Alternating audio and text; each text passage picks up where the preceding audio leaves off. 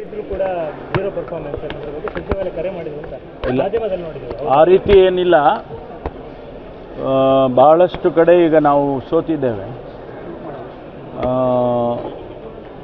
ನಾವು ಈ ಸೋಲಿನ ವಿಶ್ಲೇಷಣೆಯನ್ನು ಆತ್ಮಾವಲೋಕನವನ್ನು ಮಾಡಿಕೊಳ್ಬೇಕು ಅಂತ ಹೇಳಿ ಈಗಾಗಲೇ ನಾವೆಲ್ಲರೂ ಕೂಡ ಮಾತನಾಡ್ತಾ ಇದ್ದೇವೆ. ಯಾಕೆ ಸೋತಿದ್ದೇವೆ, ಎಲ್ಲಿ ನಾವು ಎಡವಿದ್ದೇವೆ. ನಾವು 1 ವರ್ಷದ ಆಡಳಿತದಲ್ಲಿ ಜನಸಮುದಾಯಕ್ಕೆ ಬೇಕಾದಂಥ ಗ್ಯಾರಂಟಿಗಳ ಮೂಲಕ ಅವರಿಗೆ ಬಡತನ ನಿರ್ಮೂಲನೆ ಮಾಡ್ತಕ್ಕಂಥ ಕಾರ್ಯಕ್ರಮವನ್ನು ನಾವು ತೆಗೆದುಕೊಂಡಿದ್ದು. ನಮ್ಮ ದೃಷ್ಟಿಯಲ್ಲಿ ಇದು ಜನಕ್ಕೆ ತಲುಪಿದೆ, ಈಗಾಗಲೇ ಅನುಷ್ಠಾನ ಆಗಿದೆ.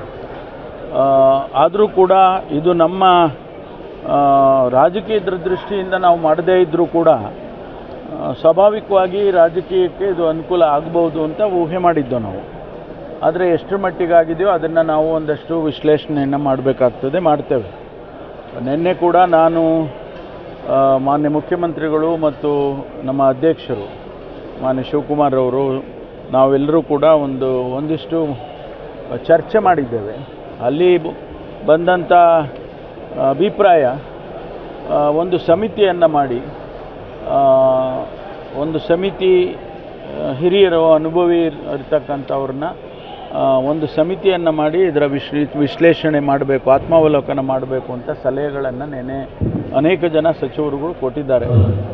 ಮಾನ್ಯ ಮುಖ್ಯಮಂತ್ರಿಗಳು ಮತ್ತು ಮಾನ್ಯ ಅಧ್ಯಕ್ಷರು ಏನು ತೀರ್ಮಾನ ಮಾಡ್ತಾರೆ ನೋಡಬೇಕು.